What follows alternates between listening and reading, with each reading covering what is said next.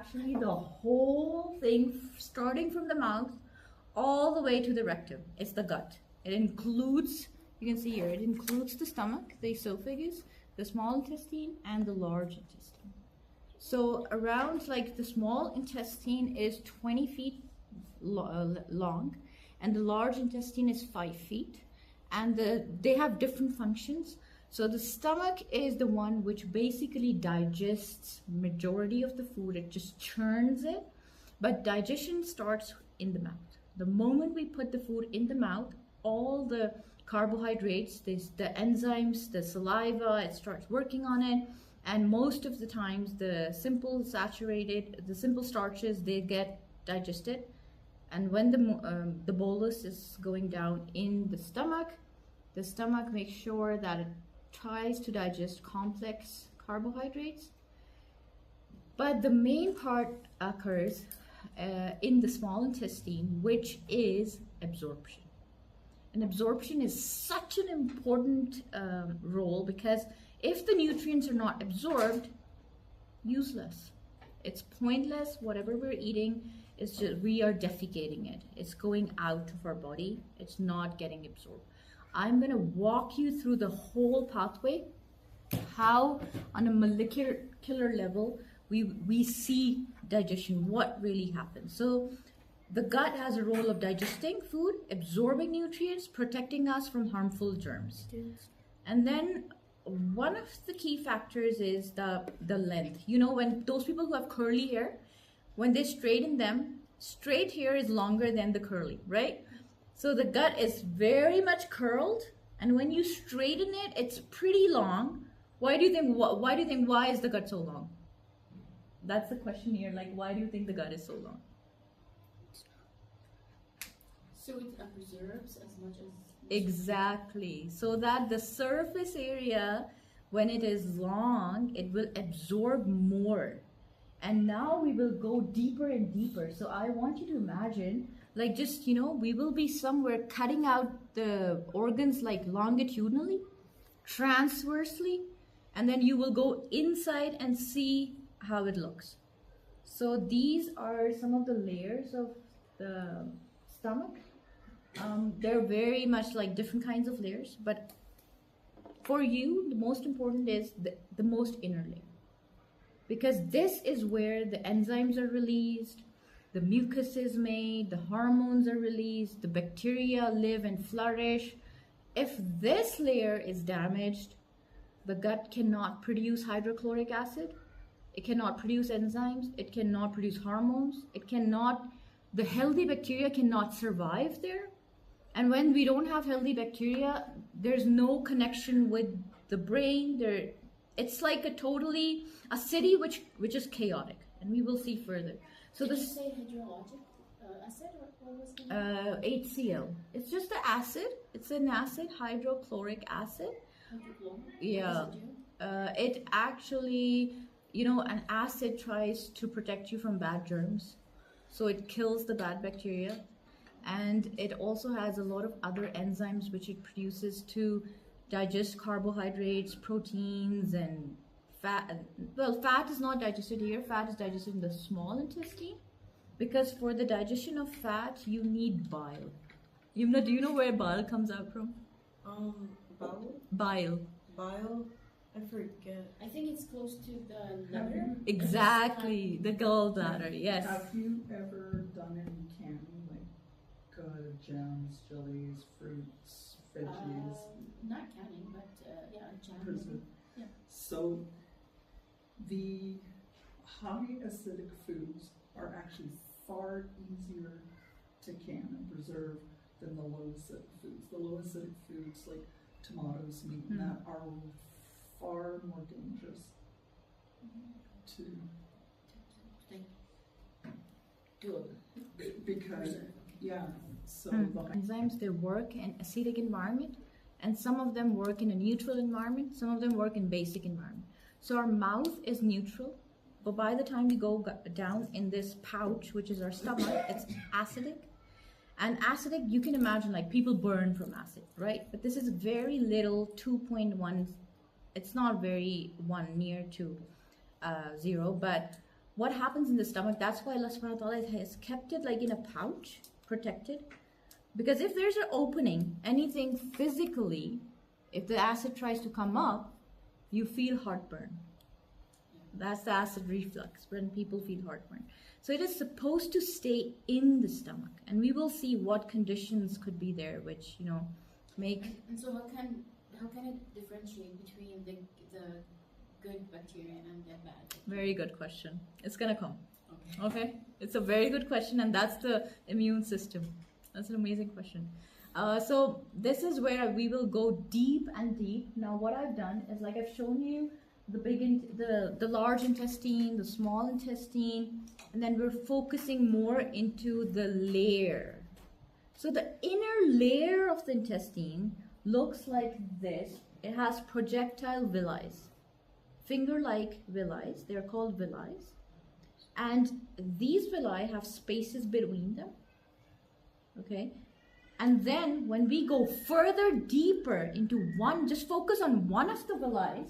It's the longitudinally cut section.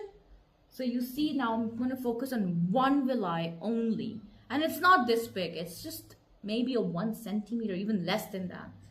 It has cells on it. On the surface, there are cells.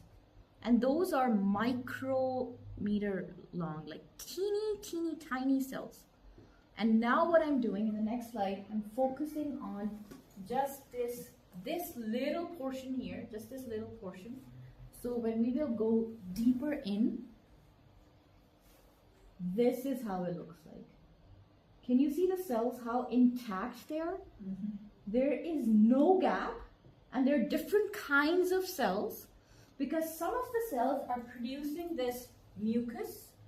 This is the lumen. Lumen is just the inside. That's the lumen of the pipe. Imagine now like we're in the pipe and we're looking at the layer around it, and the layer is like a finger-like projections, like villi.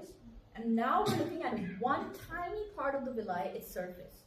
So it's filled with enterocytes. Entero, you can like imagine enter, from the word enter. They're the ones who decide which bacteria will enter, stay here, which nutrient will enter, because the next layer is bloodstream. The next layer within, if you see here in here, so this is your layer. The next is blood. And when the nutrients, they suck into the blood, they go to the tissues where it's needed. The blood takes them anywhere where the nutrients, zinc, minerals, good vitamins, whatever is needed. And then the most important part is that these cells are like so many different kinds of cells. Some produce gastric, like hydrochloric acid. Some produce mucus. The goblet cells, they're responsible for producing this mucus. The more mucousy and slimy this layer is, the more easier it is for the bacteria to survive and multiply and repopulate, develop their colonies, give more babies. And then, can you see, if you can see these hairs, they're like projections on one cell, there are around 1,000 bristles. And these are called microvilli. So they have to be super healthy. They're like, when you have good hair, shampooed, and they're, this is the place where the bacteria live. They populate themselves. These cells decide. The good bacteria or the bad? The good bacteria. Okay. And the bad bacteria this is in a normal person, the bad bacteria cannot even cross the mucus. They just stay here, then they are defecated from feces. They go directly into the rectum and they defecate out. So they don't belong there, right? But they don't belong there. Yeah. They're gonna disrupt the whole mucus layer. And see here, can you see these tiny things dropping down? Mm-hmm. So these cells decide if they should pass. Glucose should transport, sodium should transport, the amino acids should go in or not, potassium should go in or not. And when they enter, they go into the bloodstream. And from the bloodstream, they go to the rest of the whole body, brain, kidneys, limbs. This is so last important. year when my body tried to flush all the potassium out of my system, Yeah. what would have happened? Last year, what happened? Your calcium was? No, all the potassium out of my Oh. body literally tried to flush all the potassium. Oh, I had, they said, about 2% potassium left in my Oh, cells. yeah, it could be the sodium and potassium exchange, because the transporter cells, they decide if they keep in sodium, they excrete potassium. So it could be that exchange. You might have more potassium and less, or if it was both were depleted, were they both sodium? My sodium was low also. Okay. But I had almost, and the irony was, I had a potassium-rich diet, and still my body tried to get rid of it all. Yeah, it could be the leaky gut wasn't absorbing anything. And then Yeah. they So tried was to it put me on already a, they from tried to the- put me on a medication to control it, but my body rejected the medication. And do you know what solved Yeah, it? Fatma, I will take your questions, because it could be many other things. Like I will cover SIBO, H. pylori, everything.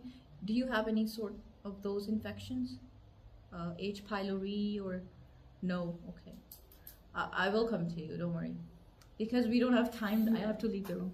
So now we're looking into the, like these are pipes, right? These are pipes. So we took a pipe, we cut it in like transversely. And then we're looking inside. So inside, these are all the enterocytes. They are tightly packed together. And this is a red ribbon. Unfortunately, you can't see. But here, can you see like they're friends. The cells are tightly together. They're holding hands and they're like, we're not going to allow anybody cross. Any trader, any foreign material, any undigested proteins, bacteria, toxins, heavy metals, we're not going to let them go in. And not going to let them go into the bloodstream. But here, they're not friends. What happened when they separated? Awesome question. What happened is because they are binded by collagen. Lack of collagen. And then these cells are made of amino acids. They have actin and myosin, which is like simple proteins. They're made of amino acids. If we're not having enough amino acids, the cells will deplete. Like what happens when a bodybuilder, he's bodybuilding, but he's not having enough proteins. His muscles are gonna tear up. So yeah, Is that the intestine? yes. But I thought it's hollow. Is it? Not? It's all basically. Hmm? Even the stomach. It's hollow, but then what's that yellow? Like it almost. Oh, looks the like yellow part is just where the food resides, and it's a lumen. Like lumen is just a hollow place inside. So it and is hollow. now- It just looks like it's. It's not hollow. It has actually food, bacteria, toxins, fiber, whatever you put in your mouth. It all comes here, and it it keeps on absorbing. So we're looking at one cell here. Yeah, I'm focusing. I just took a part of this mucous membrane and I opened it up here. So imagine yourself, you're going into the deeper, like microscopic level. So the protein that you recommended to make them strong or happy together, what was that? Like beef? Amino acids, all of them, lysine, glutamine, all of them, all the proteins have them. Some people like to drink protein shakes. Some people like to make meat broth. Meat broth is full of collagen and protein shake. When you're making the broth, if you put a little apple cider vinegar, it helps the bones chelate out the collagen from the bones, and then you don't need to go anywhere and buy anything. Just make your own broth. Make your stock. Yeah, it has collagen, it has amino acids. That's it. Look at this. This is so interesting. So we have 3 kinds of cities here. This city